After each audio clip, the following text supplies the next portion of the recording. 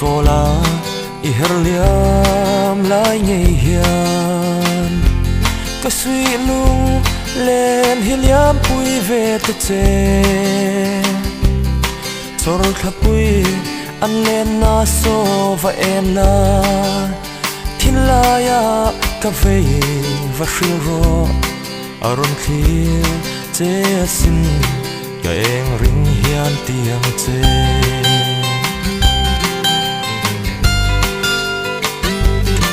o tu ni len ko la i her liam lai ngei khan ka sui lung len hi liam pui ve ta che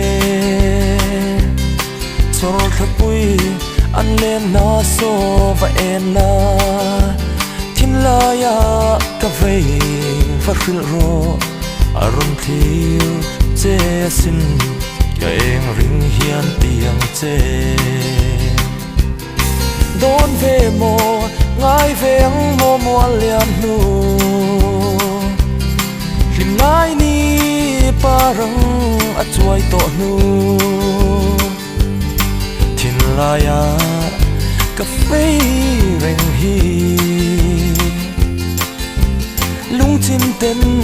shil kan wa mang le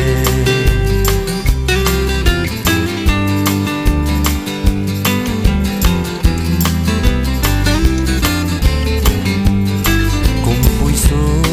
lo ve ya daram ton le ni chuan ka fei ber chi bai ka buk anga idam mo tin na ban ka vuanang thin la ya i khat liam etin tlai khwa po var dunin du thu ayang ka sam ngeyang don ve mo ngai veng mo mo liam nu lim nai ni parang a chuai to nu thin la ya ka fei reng hi lung chim ten shil kan nuam mange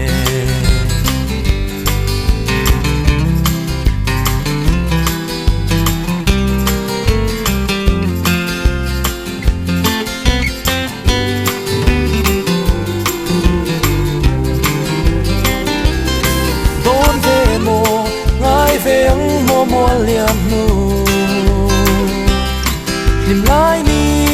parang a chuai to nu thin la ya ka fei reng hi lung chim ten shil kan nuam mange